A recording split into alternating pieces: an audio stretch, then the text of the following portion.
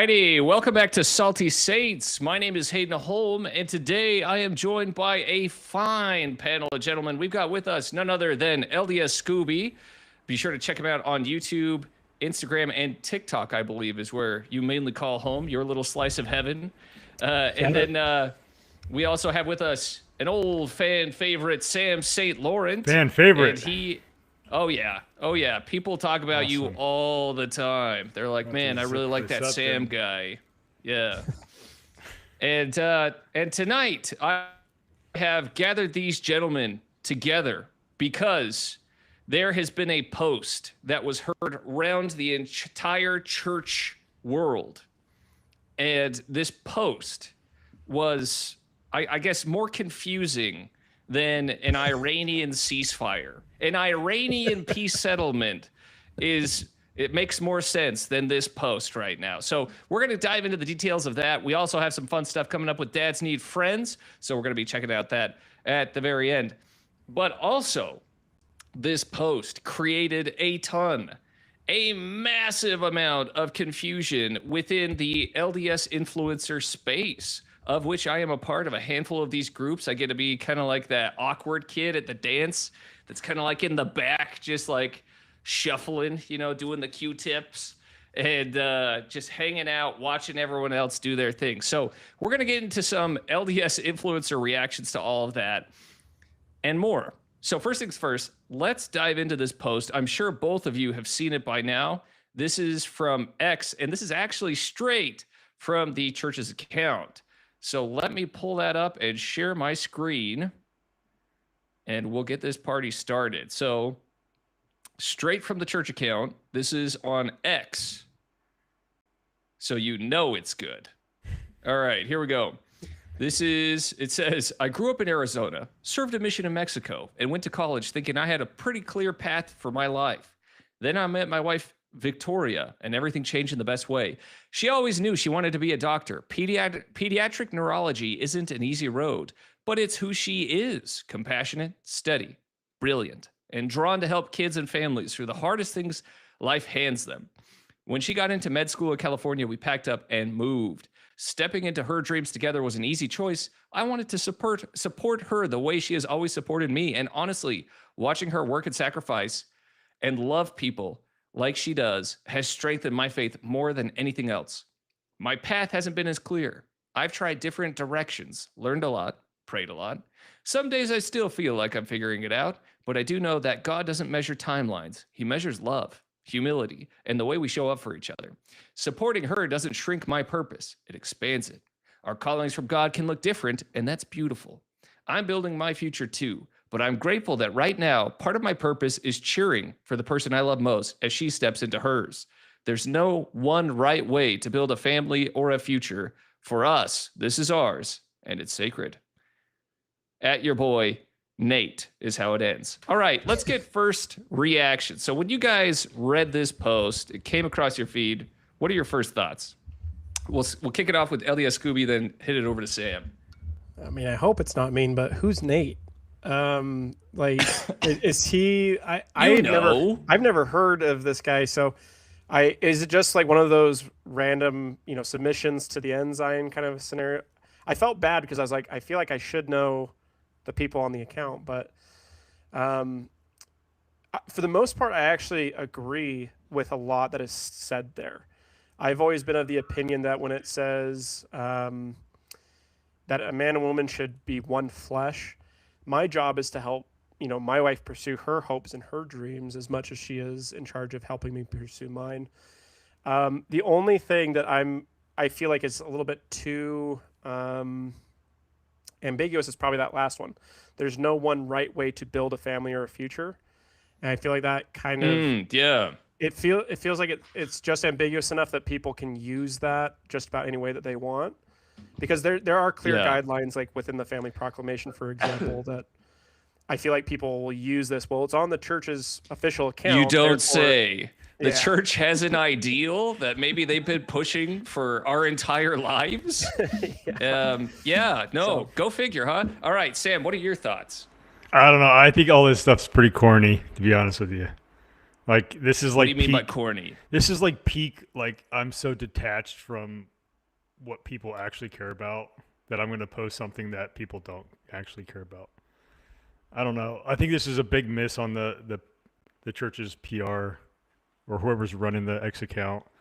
Their social team? Yeah, their social team. I mean, like, okay, yeah, I get it. Like, there's this cool scenario in which, like, your wife's been accepted to med school and, like, now you're supporting her in that endeavor. But in all reality, it's like there could be so much more to this story that's just not being told. Like, there's a little bit of, like, hints at, like, perhaps he's maybe unemployed or maybe he's less employable directionless or maybe less employable than she is currently. So maybe supporting her in that role is more of like a financial move on their part. And on the surface, it does look, like there's a lot more I think that could be happening behind the scenes, but super ambiguous. Yeah, it's ambiguous. I mean, it's cool, I guess. Like. And here the church thought they had a slow news week on their hands. They're like, hey, let's bring up Nate's story, huh? How about Nate? Let's do a filler post. Yeah, exactly. Yeah. I'm right there with Scooby. I think this was like one of those submissions to the ensign, like look at my unique story. Or he knows somebody that does the social media, and he's like, they're like, oh, your story's pretty unique, and so they wanted to do a little post about it. But I'm actually curious to know because I'm not as informed about the like the influencers and the beef. So boy, do we have a treat for you. Yes, yeah. What's up with all that? Buckle I'm actually okay. I don't know how you can get a lot of beef out of that. So out of that chicken.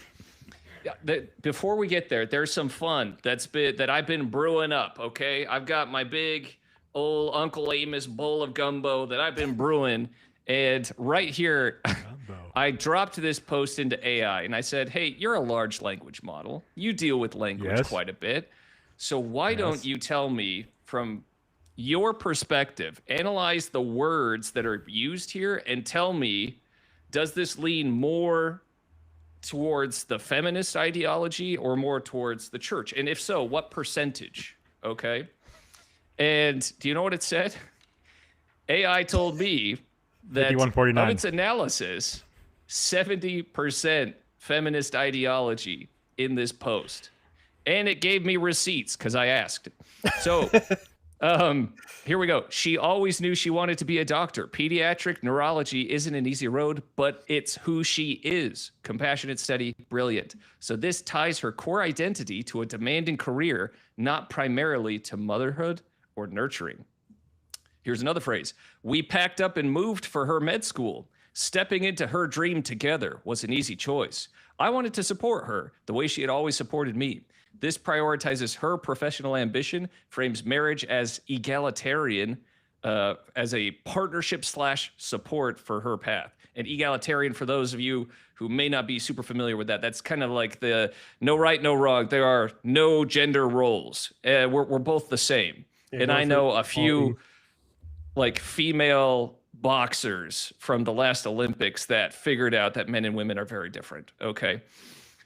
So supporting her doesn't shrink my purpose. It expands it. Our callings from God can look different, and that's beautiful.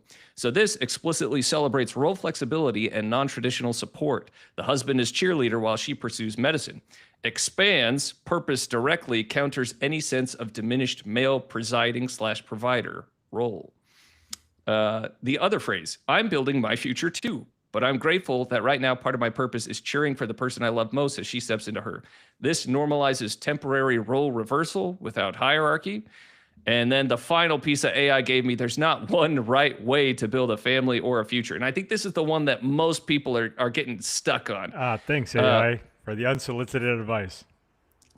It's so great at it, right? What I would give to be inside of Hayden's AI's brain with all of don't go in there. Don't go in there. Yeah. He's probably put in there.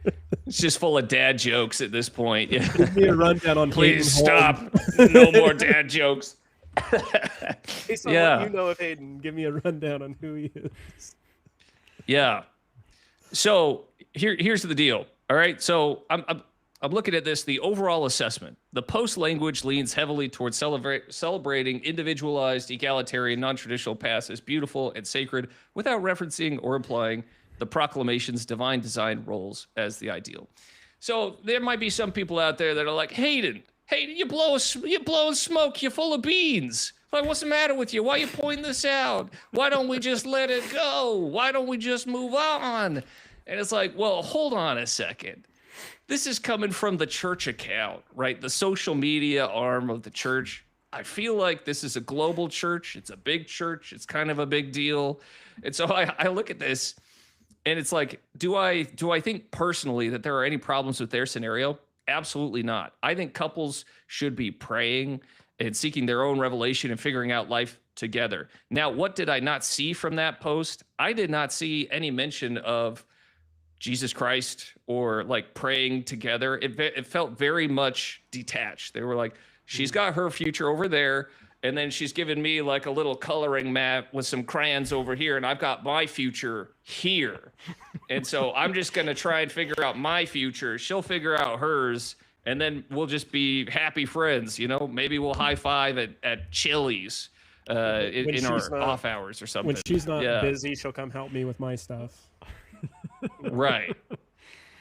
Yeah. So I'm looking at that. So I mean, those are kind of some of my personal takes on it so far. I'm looking at this and I'm like, oh man, the issue that I take is the framing of this story, how it's been framed, because there wasn't a whole lot of mention about, because I'm sure these guys prayed about their direction. I'm sure that there was a lot of back and forth, a lot of discussion, a lot of prayer, a lot of counseling, or not, you know, but I'm looking at this and they did not post this at all. Like, they did not post any of that. There was like no revelation.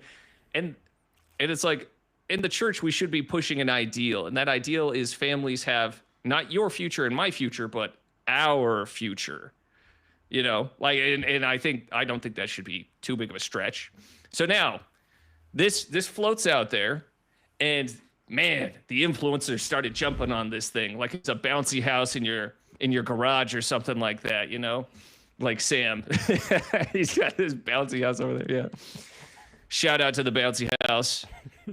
So we're gonna get into what some of the influencers have been saying, and we'll get your thoughts on that. So first things first, this one comes from, let me see if I can pull this up real quick. So I'm going to be sharing my screen. This one comes from our good friend Bachelor IV is his account. And he took to the internet to share his opinion on the post. So we're going to dive right into that opinion, and feel free to jump in whenever. We'll be taking a lot of breaks. It is a little bit of a longer reel, but let me know if you guys can see this. Yep. Okay, did it pull up? All right, yeah. Can you hear this?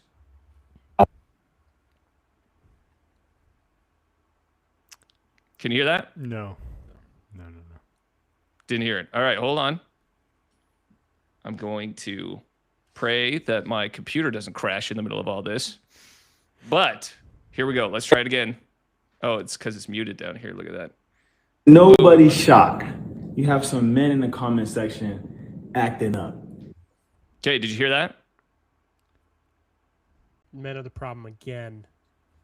Yeah, so first things first, he says, the preface to all this, he said he saw the post, and to nobody's shock, the men are taking some problems with this. Those dirtbags, those scumbags, what are they doing over there? You know, all right, so there we go. And we'll cue it up. Here we go. So I'm going to give y'all this whiteboard breakdown just off the top of the dome. People analyze the family proclamation through the lens of something that is completely outdated. And like I said, your culture will affect how you view doctrine. So let's go through history. The lens in which people are analyzing the family proclamation and what men and women roles are through a lens in which women had no rights. And when you do that in 2026. Now, hold on just 1 second. I don't mean to be Prospector Pete on this one, but let's rein that in a little bit. Hey! I actually haven't seen this before. That's funny that he starts off with that claim. Yeah, so I know the 90s was a really long time ago, but I don't know if it was that long ago where women didn't have any. Am I crazy on that? Can you guys fact check me on that one? Did women have rights in 1995 when the Family Proclamation came out? Yeah, I think women had rights back in Genesis when Adam and Eve were spoken of. Some say the fighting continues. And Adam was cursed with work. Yeah. Adam fell that men might have joy, and Eve fell that she might work in the Wells Fargo office building with shoulder pads and a Stanley Cup for the rest of her days. All right, here we go. That's the HHT, the Hayden Holm translation. So Spencer W. Kimball said, no career approaches in importance that of wife, homemaker, mother. So that's often going to be used a lot. But he just talked about the importance. It does not forbid women into going into education, pursuing their careers. And the same thing applies to men. What'd you say? It's not what we're talking about. Yeah. The fact that he brought that up is wholly irrelevant to the conversation. Very relevant. There is something called Women's Education Week. I tell you what, if there is one group in the church that is more encouraged to pursue education, I feel it's women. More times than not, and it's reflected in the amount of women that are going to campuses and graduating college. Like, women are outpacing men by around 50% at most universities across North America. All right, so let's keep going. I know that my job does not have more importance than me being the father to Cavani. Point two, a lot of you guys aren't acknowledging your privilege. Majority of people cannot sustain one income. So if your mom can stay at home, or if your wife can stay at home, you are living a privileged life that majority of Americans cannot experience. Why? Because the cost of living has grown faster than wage growth. Now, we want to talk about the present. It's less about if the mom is home. All right, so he makes some good points there. Like, we've been spending most our lives living in a boomer's paradise. Like, wages are so high, and it is tough. It is economically pretty tough. And that's something that, I'm not just like a ruffled millennial over here. That even President Oaks said that. He said, hey, you guys are living in really economically challenging times right now. So now I totally agree with that point. I think he's making a good point there. Things are really expensive. So let's get into this. And it's more about intentional parenting versus disengaged parenting, because studies will show you that moms working, if they are intentional about their parenting with the father also working, then you will see not only men becoming greater nurturers, but women also being able to live the gospel deeper, which is being self-reliant. I'm not 100% sure that I followed his Blue's Clues on that one. So the claim seems to be that if if the mother is at least intentional with her parenting, which I support that. I think that's great. If mom is intentional with the parenting, all on board for intentional parenting, then she will be a better mom, which will make her actually live the gospel in a deeper way. Ooh, kind of a stretch, because it's making some assumptions in there. It's loading it with presuppositions that going to work will force you into becoming a more intentional mother, which I don't know if that's necessarily the case. I do think it will be for some people, but for other people that I know personally, they get home from work and they're wiped. They're done. They're like, oh man. So they send their kids to daycare all day. They pull their kids out of daycare when they get home, and then they basically spend 1 hour with their kid, put them to bed, rinse and repeat, basically every single weekday of every week of the year, 52 weeks out of the year. And so I'm looking at this and I'm like, quantity of time definitely matters, but I want to get your thoughts on that. Yeah, I mean, I'd be interested if you you can't go back a little bit, but it sounded like he was trying to equate being self-reliant from working equals living the gospel more effectively. Spiritual self-reliance. Yeah. Yeah, like there's some connection there. And I guess you can draw some connections and parallels, and you can definitely learn, I think, from working, or being in that environment. But yeah, like you said, I mean, the issue with men nowadays is that they're working so hard that when they come home, it's like they're so wiped from that, crazy 9 to 8 p.m. or whatever, 6 to 8 p.m. job at the law firm, that by the time they get home, they're ineffectively parenting because they can't even, like you said, they just need to rest their mind and they need to relax. And sometimes that doesn't mean they need to decompress a little bit, They need to just kind of like let the air out a little bit, like, oh, okay. Yeah. Sit down, take it easy. But I've always been a big advocate, like even with calling men out on this, where it's like, what is the focus of mortality? Is the focus of mortality to go to med school and become a doctor? Like, imagine being at the judgment bar of God. You're talking with Jesus Christ. And you're reporting as a family unit, like what went on in mortality, and you're like, well, I became a doctor. I became a pediatric neurosurgeon. It's like, okay, I'm actually really curious about like all of this stuff, all these responsibilities that I gave you. Like, where do you line on that? Not that will happen, but that's kind of how I think I'm starting to view like parenting. It's like, okay, is my job getting in the way of me parenting? If it is, then I need to make sure that I'm like balancing that. Of course, there's no such thing as balance, but I'm trying to. I love that. A discussion on duty. We have lost that word. That word is completely. So if you look at that post from our man, Nate, our brother out there, Nate, it was completely focused on self. It was like, well, I'm doing this, she's doing that. And there was no discussion about duty. Like duty is so important. It's a lost art these days, because that's what the family proclamation really reinforces, is that men have a duty to fulfill and women have a duty to fulfill, and it is inherently tied to their gender. So we'll keep going, and we'll collect your thoughts on this. Prophet Russell M. Nelson, he emphasized education, self-reliance, and women developing their gifts and capacities. And the church runs PEF, Perpetual Education Fund, which means that women are being encouraged to gain skills. Now, that's just the facts. Okay, that was another kind of sidebar that he opened up there on his whiteboard. I was having a hard time following, but that was fun. We'll keep going. Now, with fatherhood, me being a father, the one lesson that I'm going to teach my daughter outside of the gospel is how to identify lames. Meaning, I don't want her to ever be dependent on a man to bring in money.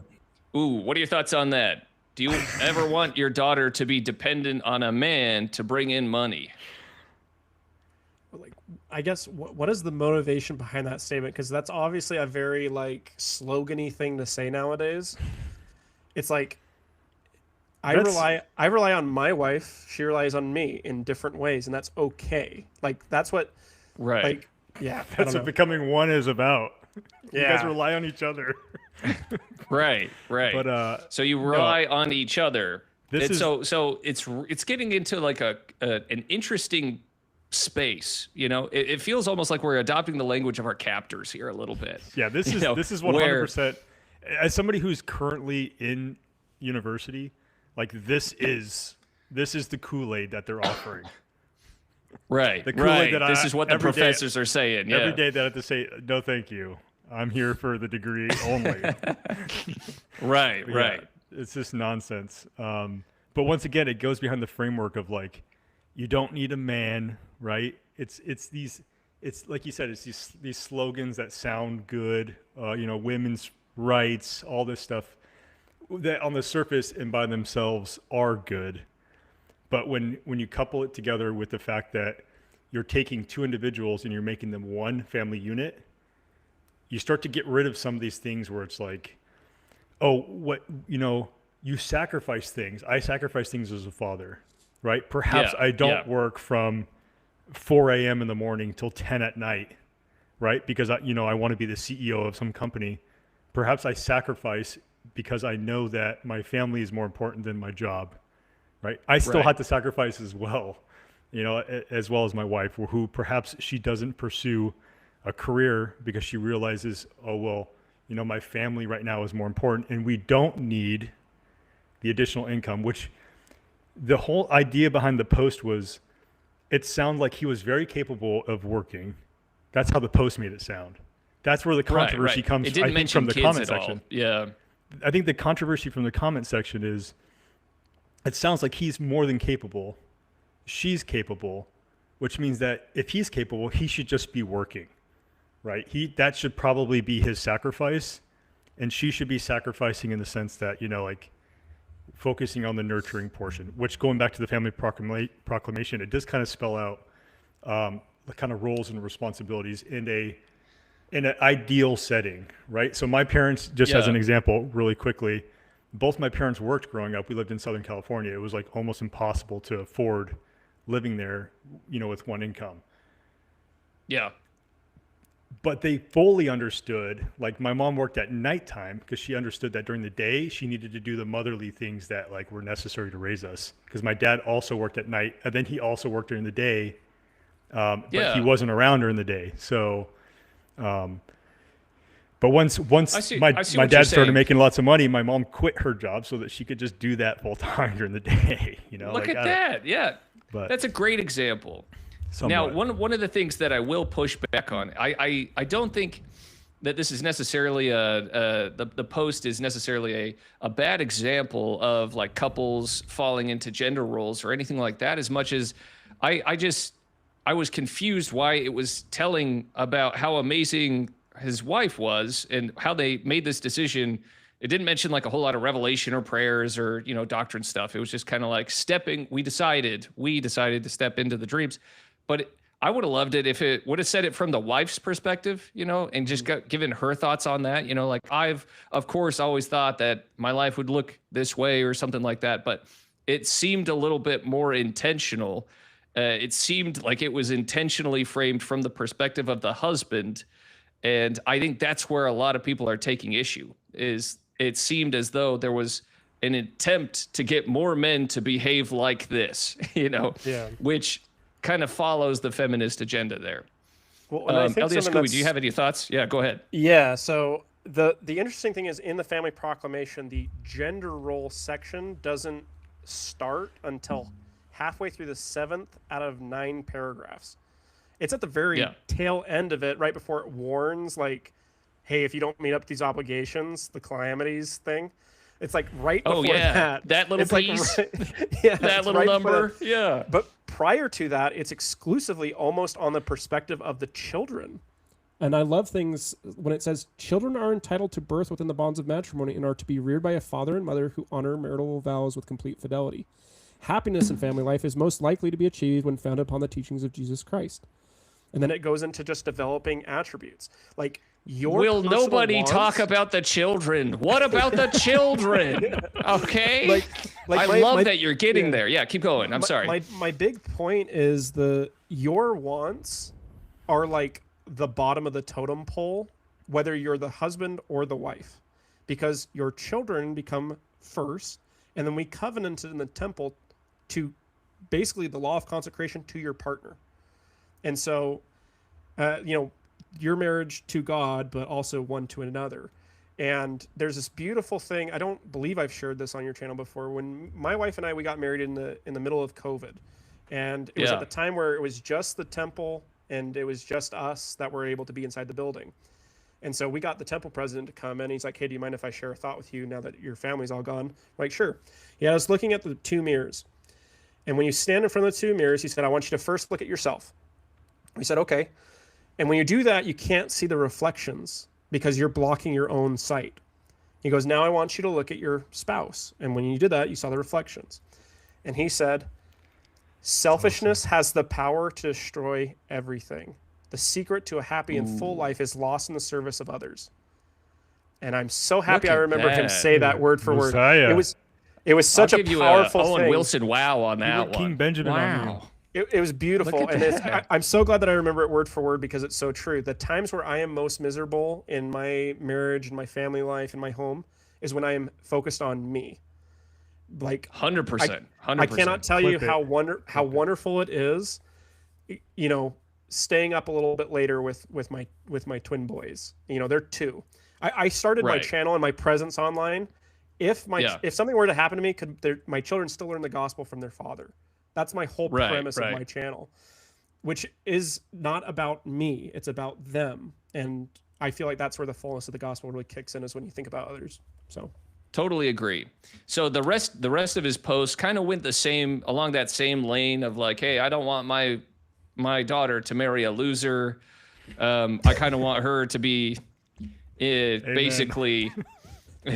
So, I mean, I ended up agreeing on a lot of what he was saying, and I do think his heart's in the right place. I think he's doing what he believes. I do think that there was some definite political influence going on in there. It seems like the core of his message, and this is the main thing that I take issue with, the core of his message, it goes along, oh man, who was that guy? There was a politician that was running a while back, really eccentric guy, but his whole platform is the rent is too dang high. Do you remember that? There was eccentric. Do you mean Andrew Dick Cheney? Andrew Wayne. No. There was somebody else. I can't remember who it was. I'll show it to you after. But the rent is too dang high. That was his slogan, and he would just like go to all of these debates, and that was just all he would say. The rent is too dang high. And so Andrew Wang would never say dang. Oh yeah. Right. So Jimmy McMillan. This is a family production. I'm trying to. That's it. Jimmy McMillan. Yeah, that's it. Google. He was big back when I was in, I think, high school and in college. But yeah, so that's the fundamentals of his argument right there. And he said, dual income families, and he got into a piece about privilege. He was saying that you have to check your privilege at the door because most people cannot literally survive on one income these days. Okay. And so, so that is one thing that I want to pitch out to you guys. So do you believe that it is too expensive these days for the average father to provide, and that you are quote unquote privileged if your wife stays home and is able to be a stay-at-home mother? What are your thoughts? I do think this is somewhat tied to where you live geographically in the United States. I think that there are places that are more expensive than others. Like growing up in California, definitely a lot of people are dual income there, because you'll have a higher price for almost all the commodities there. But But what I will say is, what is actually necessary to live? And what do I mean by that? Like, do I need? So I'm actually in an area. So my house just sold. I told you guys this before we started. Mazel tov. Yeah. But this house is actually 2,100 square feet, 4-bedroom, 2.5 bath. I have 2 kids and myself. I don't need this room that I'm in right now completely. Right. I can be in an apartment. That would be okay. Right. I don't need. Gasp. I don't need to eat Little Caesars. Getting fancy on me over there. I could go for the Sam's Club pizza. But what I'm getting at is, you can live well, you can live within your means, and then you don't have to, like, you don't perhaps need the additional income. And that's where, like, the whole self-reliance thing, like taking those classes, is actually relatively important. And one of the main reasons why. So it goes back to self-reliance. There's self-reliance, and in the I love BYU Path. Somebody mentioned BYU Pathways. BYU Pathways is great, right? But as an Elders Quorum president, one of the main reasons why I was showing people BYU Pathways was to improve their ability to make more income, so that they wouldn't have to work as much. Like, I wasn't trying to improve people's work situations so that they could work 60, 70, 80 hours at, $40 an hour. It was so that they could work 30 hours or 40 hours a week at 40 hours. And so I think oftentimes, like, whenever we get a little bit of success, we want to upgrade the house, we want to upgrade the car, we want to take out that loan. And if we just don't do that, then we don't have to get the You're making way too much sense over there, Sam. Forget you, man. I am so privileged, are you saying, though. I am privileged. Over here, we're playing privilege busters. So are you saying that we might be crossing the streams of wants and needs too much as society if we think that we have to have multiple incomes in order to have children at home and a mother who stays at home to raise those kids? Yeah. Maybe we are confusing those wants with those needs. I tell you what, I get it, especially being in northern Utah. I was raised there. It was nice. The mountains were nice. There was a lot of nice things up there. A lot of people had the granite countertops. They had the tile floors. It was great. The hardwood. They had boats and lake houses. They had the whole, kit and caboodle. And the thing is like you grow up around that, and you kind of get used to it, and you're like, oh man, this is great. You kind of adopt that as your norm. But once you get out on your own, and this is something that I really thank my parents for, is as soon as I got back from my mission, they gave me like a 2-week rule. They're like, you got 2 weeks to figure out a plan, and you got a month to get out of my house, to make like a tree and bait it. And so they got me. So I was like, all right, I'm going to BYU Idaho. It was basically self-funded. They're like, we'll pay for the first semester, you pay for everything else. And so I said, okay. So I basically had to self-fund my entire adult life. And I actually started off in the same apartment that my dad lived in, the Alpine Chalet in Rexburg. It was like white cinder block, industrial carpets. And when you start out there and you meet a gal who doesn't have a whole lot either, and you both get married and you just say like, hey, let's try and make a go of this thing. And then you just slowly grow into your career together, and you make those decisions intentionally. Then you don't have those wants and needs mixed up and mangled together like that, where you're like, oh, this is literally impossible to not have 2 incomes supporting me because I need the quartz countertops. I need my Lulu leggings. I need my Stanley cup. I need everything. I need my minky coocher. I got to get the mink. I mean, so like my wife just got one of those. And all of that. Yeah. I just got one of those from my sister. And so like if you have such a high standard of living, you're never going to be satisfied, but just lower that crap down. Like my wife and I, we are in a house now, but this house, it took us about 10 years to get here during that 10 years, we were living in apartments and townhomes. We were saving up. And at one point we had 4 kids in one bedroom, really little kids too. And we were in a small apartment, just saving up as much money as we could. And then we realized that like as much as we wanted to live in a double wide in St. George for $500,000, we started looking elsewhere, and we started realizing like, hey, maybe I can grow in a nice property in Texas for that same amount of money. I could give my kids a little bit of a better opportunity there. So we got more space out here. We moved out here, and so I'm looking at this, and I think that is where a lot of people are getting their streams crossed, is mixing those wants and needs. I cut you off, LDS Scooby. What are you going to say? Well, so 2 quick things. It reminds me of in Spaceballs, when Lone Star looks at have you seen Hayden? Have you not seen Spaceballs?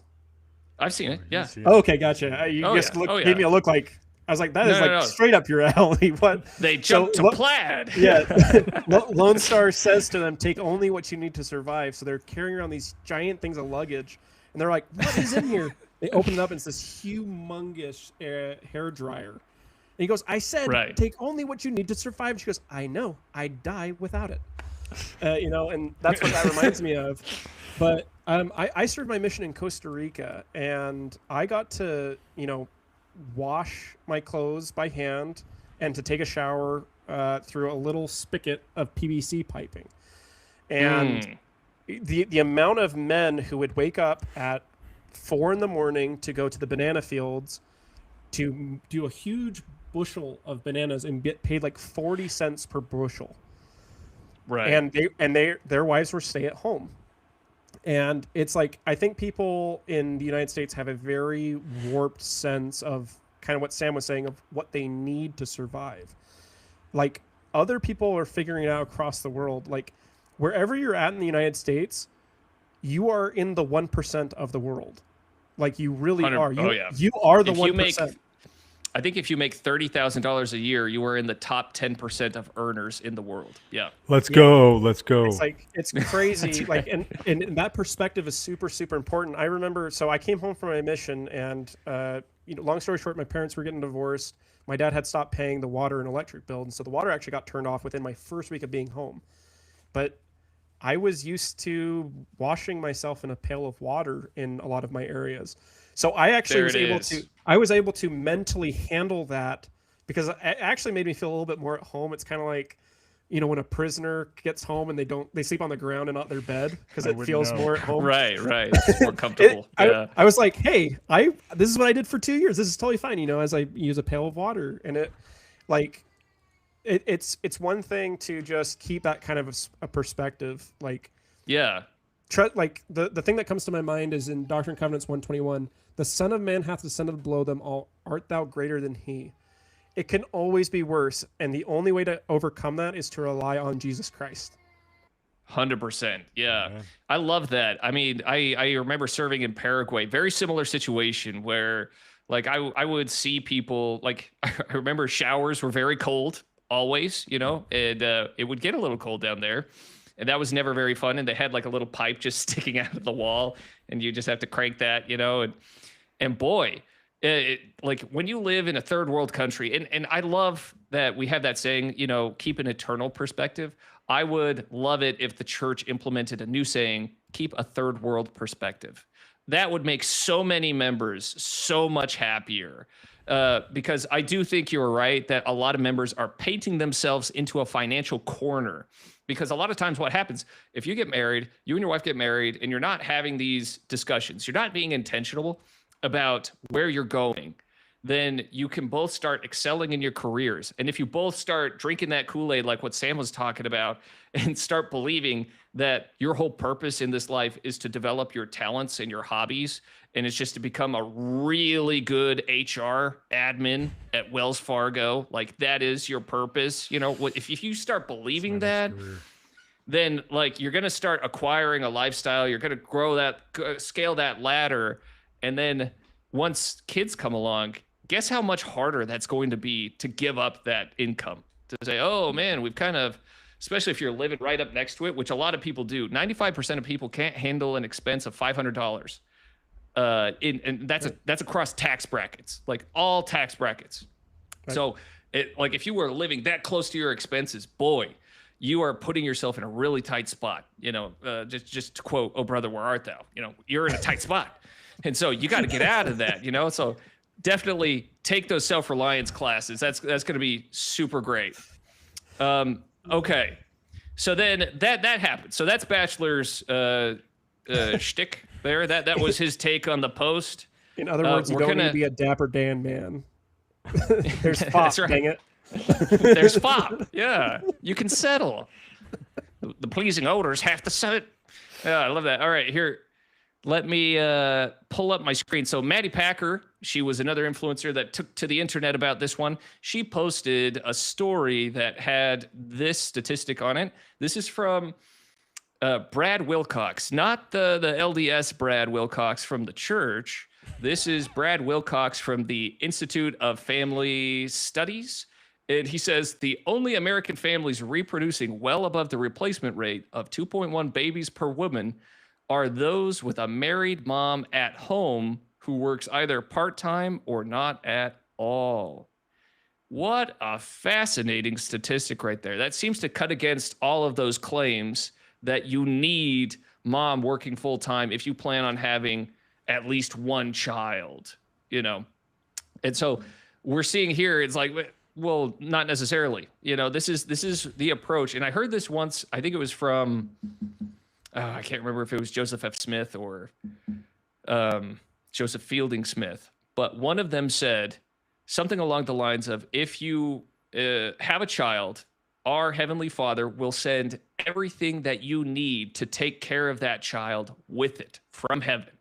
and you will have all the resources that you need to raise that child. So I think a lot of people are forgetting that. And so this discussion where you are just speaking in finite language, where you're saying you cannot, yea, verily, you cannot have children without having 2 full-time incomes, you're limiting faith at that point, right? Because there's you got to talk about faith. It's like, yeah, sometimes you're not gonna grow as quickly as your counterparts, financially speaking.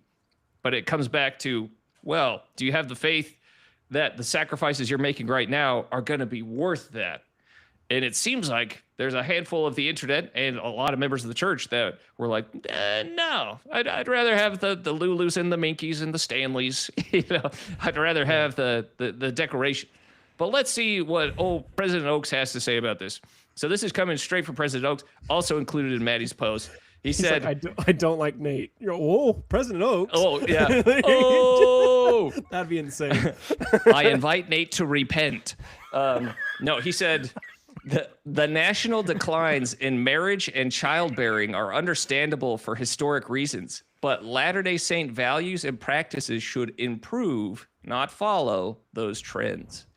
So there he is, calling it out, saying, hey, let's get back into faith. Give me that old time religion, like get back into faith, get back into that pioneer mindset where, and there's that Hinckley mantra that he used to say about the pioneers all the time. They had the mantra. It was use it up, wear it out, make it do or do without. That was what the pioneers used to live by. That was like their code, and it's like man, I feel like, oh, it's great. Like members need to remember that. Lean back on that, It's like, ooh, you just figure out how to live without these nicer things in life, and because that's your duty. You were sent here to do that. Going back into duty. All right, so that was from Maddy Packer. This is from Jasmine Rappley. She is basically the peak when it comes to LDS influencers. She's like right at the top 1%. She's nowhere near where I'm at. I'm like at the very bottom of that pyramid, I'm the one that still has to work on building his downstream. All right, so let me share my screen real quick.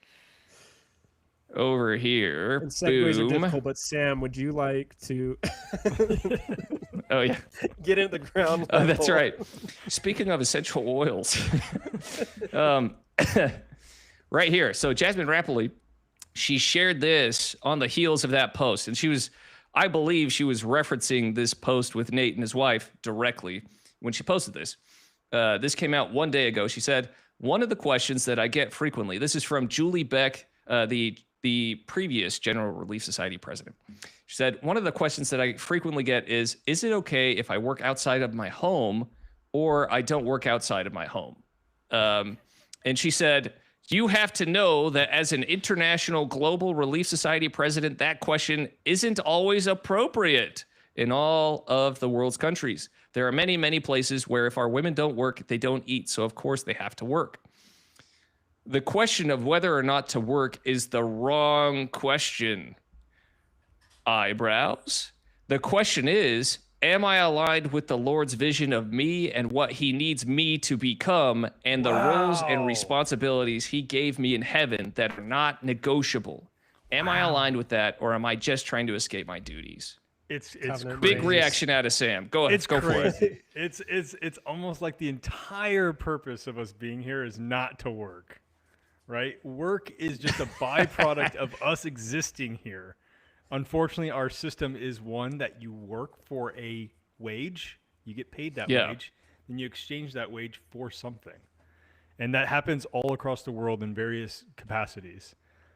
People get this kind of pisses me off because it is literally it's literally the look at that. Yeah. It is the wrong question, and it what it shows is the and perhaps this person doesn't have an understanding of like the reason why they're here, because the question is like wholly like irrelevant. Like it's like a non-starter.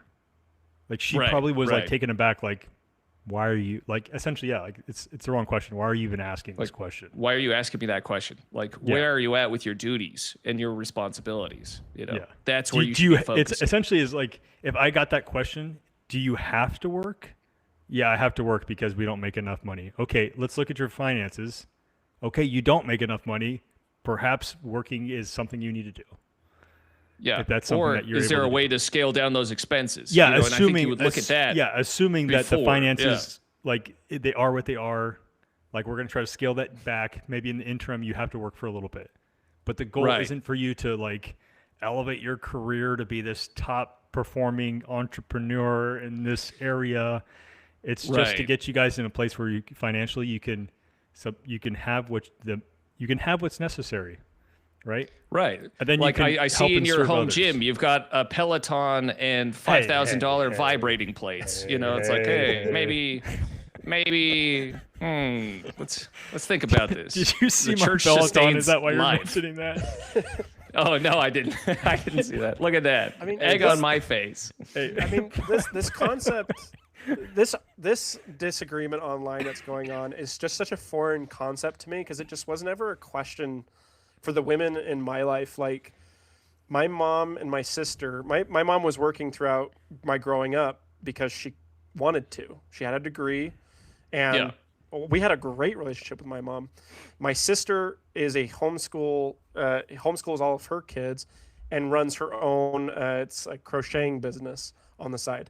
My wife is always here for our 3 children, but she got her master's degree and is a therapist. But her mom has been a stay-at-home mom since the 80s. And that's what works for their situation. Like, it's just, I've never felt any of the women in my life, in my like immediate family, ever be like, man, the church is really telling me that I need to, not get an education or go work. Like that just has never been the messaging from the church. So it's surprising to me how much these ideas of like, I don't need no man for my income and whatnot, like has infiltrated the church because it hasn't been my experience.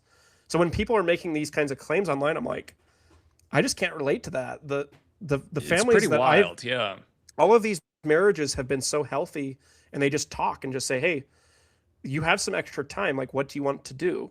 It's like, I want to go work. Great. Let's do it. Like my wife actually had no idea that she wanted to get a master's until we got married. And I was like, why not go for it? We can. We have the extra income. We have the, and that was a decision we made.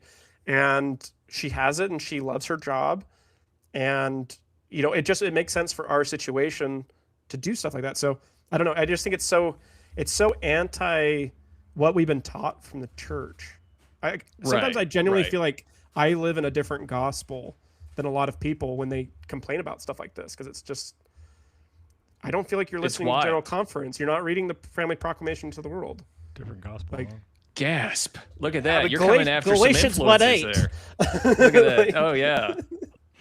So final slide. This is probably the most savage slide here. It says those are the kinds of things we need to understand. Our Heavenly Father loves His daughters, and because He loves us, and the reward at the end is so glorious, we do not get a pass from the responsibilities we were given. We cannot give them away. They are our sacred duties, and we will fulfill them under covenant. It's like, boom, look at that. Get wrecked. Oh, man. She's coming at us with the old pop, pop, bam. And so that was Jasmine Rapley's muy bueno, super spicy take over there. She brought the Cholula, and it was fantastic, okay? Covenant-based. Very, very based, yes.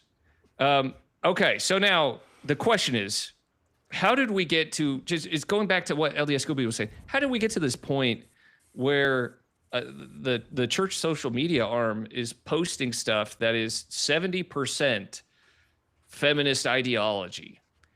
Like, how did we get here? What do we think? Yeah, church education system. I'm gonna blame them. CES. Look at that. It's a dang CES. No, it's just it's a honestly it's a byproduct of like what the world's going through right now. I think like people are just buying into like people are losing focus is what I think is happening. People are losing focus and they're not locking in. Like you said, they're not locking in. They are cooking in the microwave. That's for sure.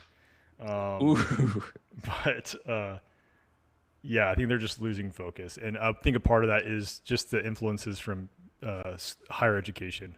You're going to have a lot of our members that are going to be like, they're going to go to a university of some sort and get some secondary or post-secondary education. And it's just, it's the nature of the beast. They're going to espouse some of these ideas just from that. I've got a wild theory. I've got a hypothesis that I want to run by you guys and just see if you guys agree with this or not. So this is a fun little ditty that I found. This was a while back.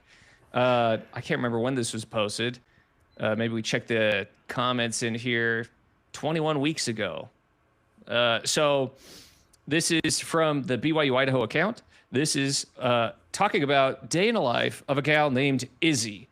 And it talks about her day in the life working at the Cobb, or the church communication, or the church office building there. So let me show you this, and I want to get your guys' thoughts on this. All right? Colloquially known as the Cobb. The Cobb. Is that what you're trying to say? My name is Izzy, and I'm actually not on campus this semester. This is my day in the life as an intern for the Church of Jesus Christ of Latter-day Saints. I get to work at the church office building, or as the locals call it, the Cobb. I'm currently the social media intern for Strive to Be. Go follow us on Instagram, Facebook, and YouTube. I'm starting my morning with some meetings. After meetings, I get lunch in the cafeteria. I hear this is the best food in Salt Lake City. And look who I ran into. President Meredith, I'm your biggest fan. On Thursdays, we have intern enlightenment. Say hi to... Okay, real quick, I'm going to pause here. Let's play Where's Waldo for a second. Do you see, this is the department, as far as I can tell. Like, we got all the other interns, which will eventually make up the social media arm of the church. So I don't want to be too Dora the Explorer, but can you find any men in here? Hey. Where? Donde están los hombres? Just because 90% of the upper education is females now doesn't mean that their internships are that same way, does it? Well, let's see. Well, to all the interns, when I'm not in meetings, I'm shooting or editing Oh yeah. videos. Again, follow Strive to Be to check out some of my work. And take a look at my view while I edit. And actually, every view from the 23rd floor rocks. At 5 o'clock, I head out of the office to face my favorite time of day, rush hour in Salt Lake City. Tonight, I'm going to my favorite snow cone place in Draper, but of course I had to rep BYUI. Thanks for watching. Don't forget to follow Strive to Be. Hi, BYU Idaho. Okay, there we go. All right. Did she say my favorite snow cone place? What is going on out there? That's first off, we don't call Utah. it the Cobb. We call it the Vertical Vatican. Yeah. Vertical Vatican. Yeah, I actually lived in a ward with a lot of church office employees, and that's what they would call it. But really, so I look at all of these.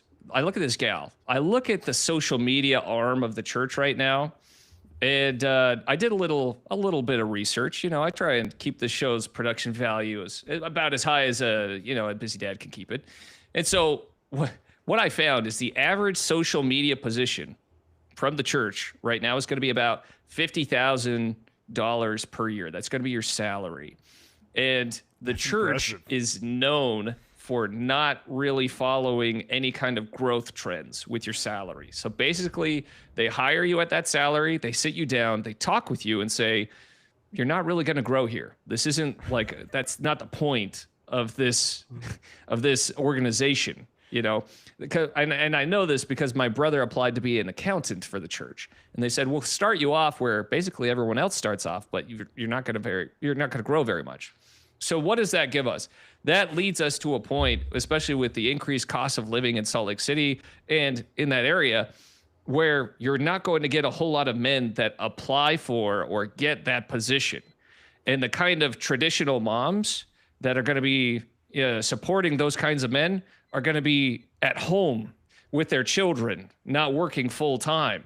So my hypothesis here, if I had like my paneled cardboard science project here, my hypothesis is that gals that lean a little bit more progressive are more likely to be in the social media department for the church. And that's probably how we got a post that was about 70% feminist ideology in its framing and positioning of Nate and his wife's story. But what are your thoughts on that? Well, just as a quick side comment, I took a institute class on becoming a seminary teacher, and in the very first meeting, they actually front load you and say, this is a 5-year stint in order to go full time and be with the church. It's called being a religious educator. Most of you will not make it to that. Like at the end of 5 years, that's probably where we're going to part ways. And I need you to understand that. That's like one of the first things they say. So it seems like it's almost a part of working for the church is, hey, we're gonna have you here, and we hope you get a lot out of it. But your job isn't to just hide within the church. Your job is to go out there and make something of yourself as a Latter-day Saint and help spread the good news in whatever field and profession. And so that seems to be consistent from what I can see from church employment, at least. But yeah, I mean, I think it's odd that that's kind of ideology is making its way into the church. It just kind of makes me feel like, I mean, obviously the brethren are in charge of every single thing that the church ever puts out. Right. They can't micromanage everything. Yeah. Right. But when I feel like the church is really good that when something does go too far, the church is very quick, especially now that President Oaks, when things are starting to go a little bit off, they're making the posts. They're doing the lawsuit. They're doing the things that they need to, you know, play in the modern world, I think. Totally agree with that. Yeah.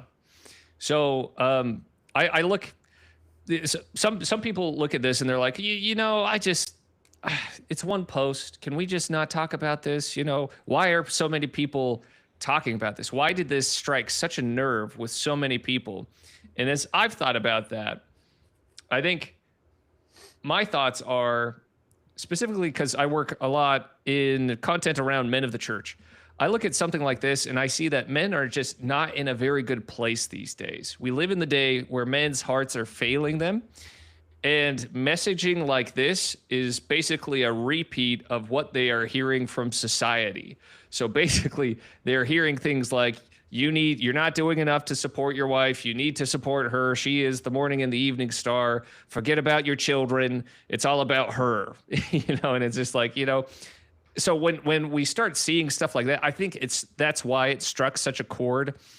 And I mean, I've been talking about the suicide rates among elders quorum for a really long time, and I've never really heard anything close to home, except recently. There was a sacrament I attended that was really close to where we live, and there was a guy that got up, a young father. He said, and he gave a whole testimony and fasted testimony meeting about how he tried to take his own life, and he talked about how he OD'd, and he talked about how through miracles he was brought back to life, and he's here again, you know. And I was just like, dang. And he was a young guy. He had a young wife. He was probably in his early 20s. Young wife. He had a child, and there he was believing that he had no future. You know, his future was so dark that in his mind, the only option was, I gotta force quit this game that I'm playing. I can't do this anymore. And so I look at where men are at today, and I look at messaging like this, and I'm like, ooh, I just think men are in such a dark place right now that even messaging like this could maybe send the wrong signals. You know, I think the church needs to be, when I say the church needs, I'm saying the social media arm of the church. I would love to have them posting more examples of maybe young fathers that are putting in the work and making it happen. You know, finding some great people that are trying to live the ideals and then pushing that out there for other members to rally behind. I think that'd be great. There's one parallel, because we keep talking about finances, you know, and making it to the toppy tip of the financial ladder. Have you guys seen The Family Man, the movie? It's a Christmas movie with Nicolas Cage. Anybody? Maybe. The Family. Oh, it's so great. I'll give you. Okay. All right. So The Family Man. All right. So 90s. No. I think it's early 2000s, but it's got Nick Cage in it, and Nick Cage. Exactly. The whole purpose of this movie is Nicolas Cage basically saying, I'm here to steal all of the feminist talking points, just like the Declaration of Independence. Okay. So he's out there, and because the movie, it starts with him as a successful businessman. He's living in Wall Street. He's got this penthouse suite. He's got all the ladies. He's got all the money. He's super fit. He's got a super successful job. He's got sports cars and all of that. And then he does something, a kind act of service, and an angel gives him a glimpse of the life he could have. And he wakes up, and he is in like a rundown, mid-sized house in New Jersey. And he works as a manager at like a tire shop, and he has a minivan. He doesn't have sports cars. He doesn't have Italian suits anymore. It's all just like like Goodwill clothing and stuff like that. And it starts off with him just being just saying like, this is just awful. This is subpar. I hate this. This is terrible. This is no good. But he has like 2 kids that he has to take care of, and he's got a family.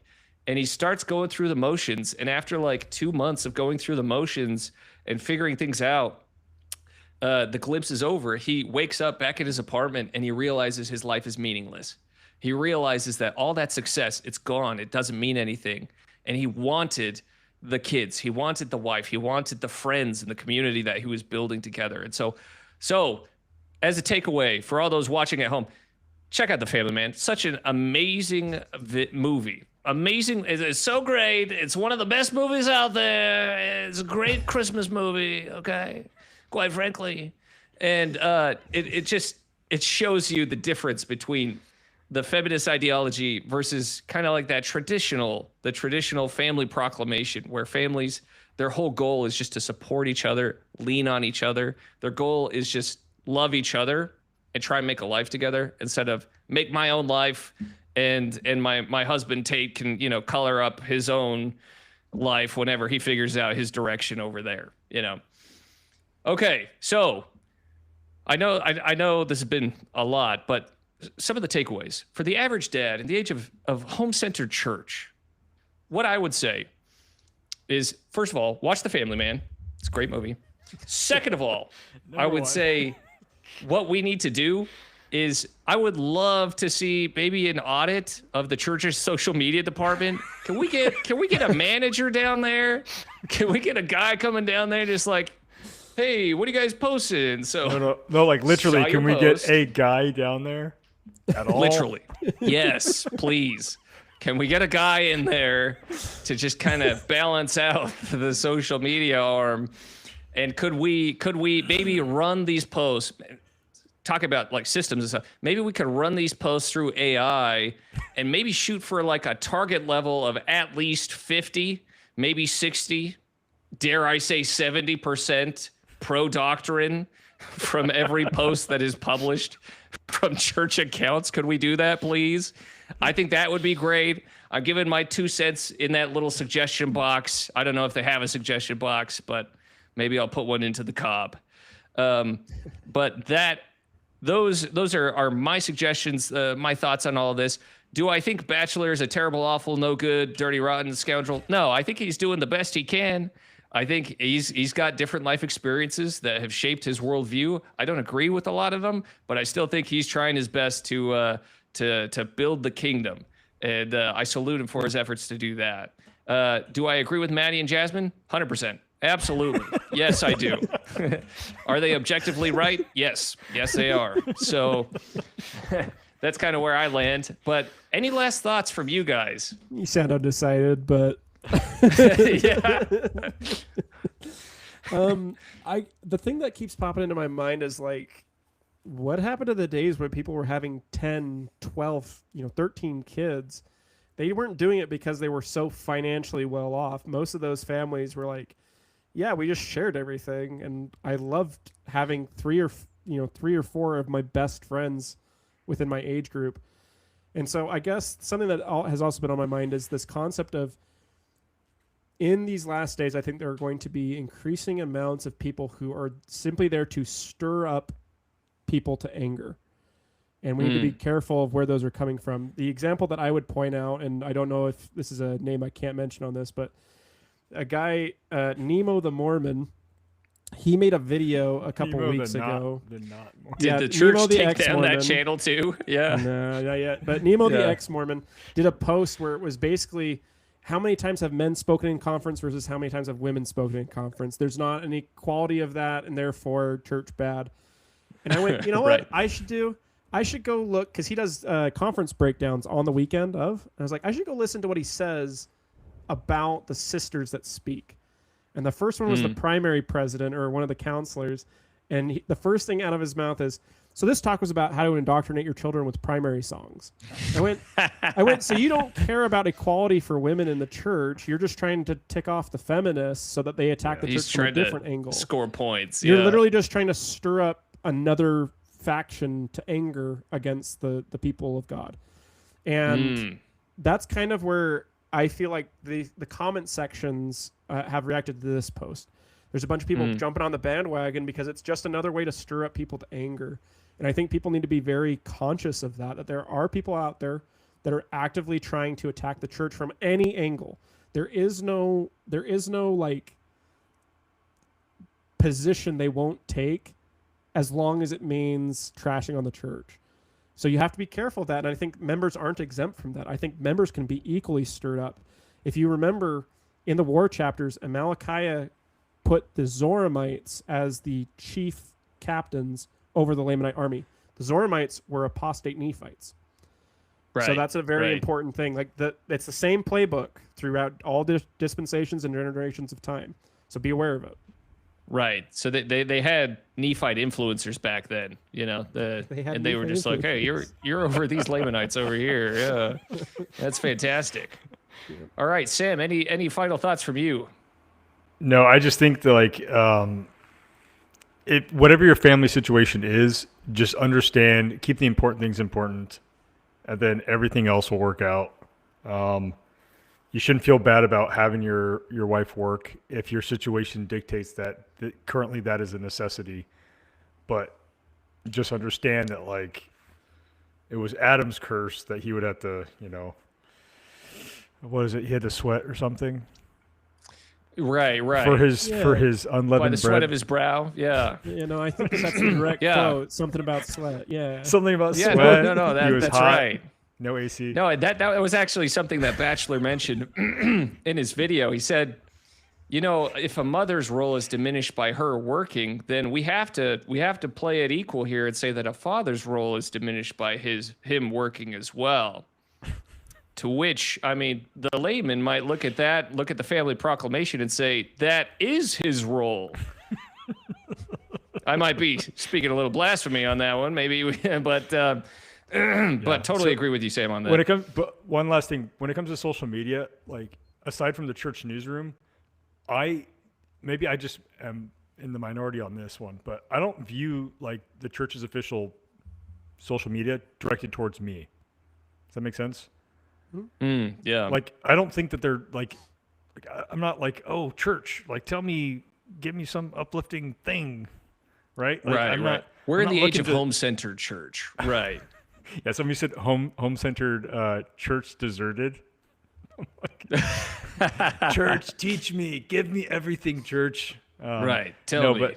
But yeah, so I don't look at their official social media page and I'm like, yo, I need some wisdom for today. But I guess perhaps some people do, but this could potentially be a post that's useful for somebody, just not for me. So I'm not going to comment. Right. It kind of goes back to the old Mother Day discussions that you have in ward council, where you spend 30 minutes because one person's like, well, we might offend people if we talk about mothers. And then you're like, we celebrate the potential of mothers. And they're like, but we might offend people. So let's just talk about being women, which there's no call to action in being a woman. You are born that, it's like a mother is something you have to work at being. And it's like, and if not in this life, then in the next life, our doctrine's very, very merciful, very accommodating. And so, I love the idea of the church aiming at the standard, at the ideal, and not necessarily promoting or pushing out the minority, the minority case out there, especially when there are so many men that are in a very, very fragile place these days. So I would probably say that. But But I love that. Love this discussion. Oh yeah, go ahead. Can I just one last thing? So Mosiah 2:17, I want to say is where it says, "Before you seek for riches, seek ye first the kingdom of God." If we think about the kingdom of God and what it will be, what is the defining quality of the kingdom of God? And it is eternal family relationships, not wealth on the earth. And so, if that's really what we're aiming for, then that's the what Peloton it's for. and the bouncy houses. Look at that. Yeah. What a flex right there. We're going for the bouncy house in the house. Yep. So I don't know. It's one of those, focus on your family and everything else will work out. You'll have enough. Again, there are people that had families with 13 kids in them. They got by. You figured out. When we found out we were having twins, how were we supposed to do it? I don't know, but they're 2.5 years old now. I mean, we're making it. You're making it out. That's right. Yeah. Because God doesn't give us commandments that we cannot complete, we can't keep, and so I love that. I love that idea. Keep that in your mind. Have those kids, have more babies. Let's get that birth rate up. Have more than but that's great. Afford. All right. No, totally. Seriously. And do it. Test it out. Yeah. Test that there. What my wife and I did, we definitely did. I mean, 5 kids, I still get I have a baby too. So anytime I hold the baby, an older person will come up and they'll be like, "Oh, is he your first child?" And then I'll say, no, he's my 5th. And then their dentures will fall out because their jaw drops so much. They're like, "Ah!" And then they're like, "I only had 2." It's like, get out of here. Pick up your dentures. What's the matter with you? Yeah. So, but to wrap it all up, I mean, I'm not coming after Nate or his wife. I think couples should absolutely counsel together. They should be praying about these things. They should be making decisions. Not everyone's marriage is going to look the same. Their family makeup, it's going to look different at different times, and that's okay. But I do love the idea of the church pushing an ideal so that people have something to aim for. Because you need an aim. Because if you don't have an aim, you're aimless. And what the heck kind of place is that? Well, that's hell. According to Dr. Jordan Peterson on that one. So, all right, LDS Scooby, where can people find you?